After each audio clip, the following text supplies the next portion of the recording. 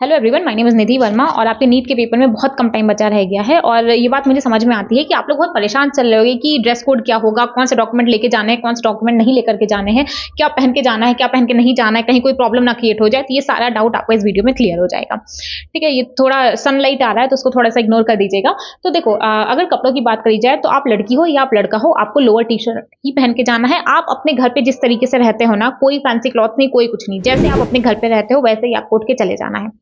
T shirt पे try करिएगा कि टी शर्ट में एक भी प्रिंट ना हो। टी शर्ट आपकी हाफ स्लीव्स की होनी चाहिए। ये जो मैंने पहन रखी है इसकी स्लीव्स थोड़ी लंबी, देखो इतना भी चलेगा ना, इतनी स्लीव्स है तो भी आपका चलेगा, आपको दिख रहा होगा। लेकिन कई बार क्या होता है ना कि एग्जामिनेशन हॉल में जब आप जाओगे ना, तो कुछ लोग ऐसे होते हैं कि जो ठीक है कहीं ना कहीं थोड़ा मोड़ा प्रॉब्लम क्रिएट करते हैं। तो अपने साइड से ट्राई करो कि इतना लंबा ठीक है, लेकिन ट्राई करो कि इतनी बड़ी स्लीव्स की चले ना, तो आपका परफेक्ट है। अदरवाइज ये तो चलो ठीक है, हो गई टी शर्ट की बात। प्रिंटेड नहीं लेना है, प्लेन लेना है और हाफ स्लीव्स की होनी चाहिए। अगर लोअर की बात करी जाए तो मेटालिक कुछ नहीं होना चाहिए, ना बटन होनी चाहिए, ना ही कोई जिप होनी चाहिए। प्लेन जैसा लोअर होता है जो कि आप अपने घर पे पहनते हो वो आपको पहन के जाना है।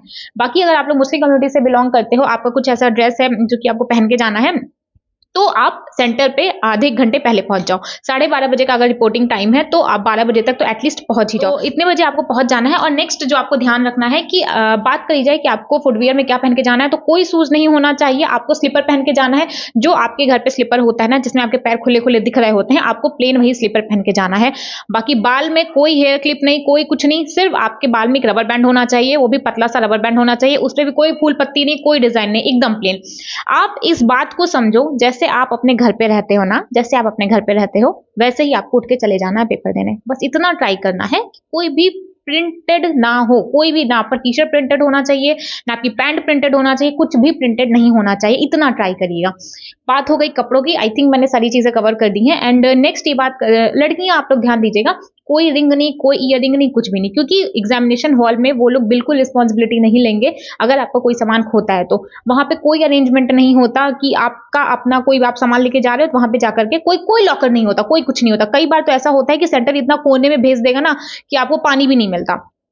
तो कोई भी ऐसा चीज मत रखिएगा कि आपको ले जाकर के वहां पे ये सोचना पड़े कि अरे मैं इसको कहाँ पे रखूं, कहाँ पे ना रखूं। सिंपल, अच्छे सीधे साधे अच्छे से सिंपल कपड़ों में जाना है। और नेक्स्ट क्या क्या लेके जाना है, एडमिट कार्ड आपके पास होना चाहिए, 2 पासपोर्ट साइज फोटो जो छोटी वाली आती है, 1 पोस्ट कार्ड साइज फोटो ले लीजिएगा जो थोड़ी बड़ी वाली फोटो आती है। ये बात हो गई क्या लेके जाना है। इसके अलावा आपके पास एक आईडी प्रूफ होना चाहिए। एग्जामिनेशन जब आप फॉर्म फिल कर रहे थे उस टाइम आपने जो भी आईडी दिया होगा, आपने अपना आधार कार्ड दिया है, आपने अपना वोटर आईडी दिया है, जो कुछ आपने दिया है वही सेम आईडी प्रूफ आपको लेके जाना है। कुछ बच्चों के मन में डाउट आएगा कि दीदी तब मेरा कुछ और था, फिर मैंने उसको अपडेट करा दिया। तो भाई दोनों लेके चले जाओ। आईडी ऐसी चीज है वो आप फेंकने को नहीं कहेंगे। अगर आपने 2 भी ले गया ना, पुराना वाला भी और अपडेटेड, तो बोल देंगे हाँ ठीक है आप दोनों लेकर के जाओ। इसके अलावा नेक्स्ट, पेन पेंसिल कुछ नहीं लेके जाना है, हर एक चीज आपको मिलेगी। आपको ऐसा है कि पानी वानी आपको पीना है तो बॉटल लेकर के जाओ, ट्रांसपेरेंट बॉटल होनी चाहिए। अगर उनको नहीं ले जाना होगा, नहीं अलाउड करना होगा, वो आपको बोल देंगे तो ठीक है बॉटल कितने की आती है, बॉटल छोड़ दीजिएगा।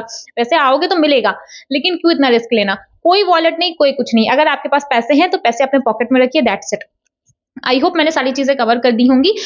देखो, जो भी आपके कपड़े होंगे मैं आपको वापस से बता देती हूँ, कपड़े एकदम सिंपल होने चाहिए। डॉक्यूमेंट्स में मैंने आपको बताया क्या क्या लेके जाना है। एक एडमिट कार्ड लेके जाना है, उसके अलावा वोटर आईडी या फिर आधार कार्ड, जो भी आपने आईडी प्रूफ दिया है वो लेकर के जाना है।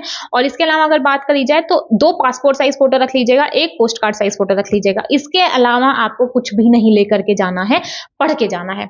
तो ये सारी चीजें सेकेंडरी है कि क्या पहन के जाना है, क्या लेकर के जाना है। सबसे ज्यादा इंपॉर्टेंट क्या है कि अपना दिमाग लेके जाना, जो पढ़ाई कर रहे हो पढ़ाई करके जाओ। और थोड़ा एग्जामिनेशन, जब आपका 4 तारीख को आपका एग्जाम है, 4 तारीख से पहले थोड़ा सा दिमाग को रिलैक्स देना।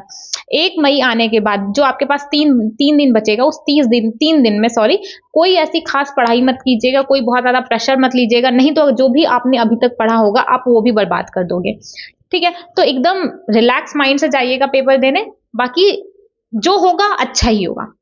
ठीक है, जो भी रिजल्ट आएगा, रिजल्ट पॉजिटिव आएगा तो भी कुछ बेटर होगा लाइफ में, रिजल्ट नेगेटिव आएगा और अगर आप में वो जुनून है, आप में वो काबिलियत है, तो उस नेगेटिव को भी ना आप बहुत अच्छे तरीके से पॉजिटिव साइड में चेंज कर दोगे।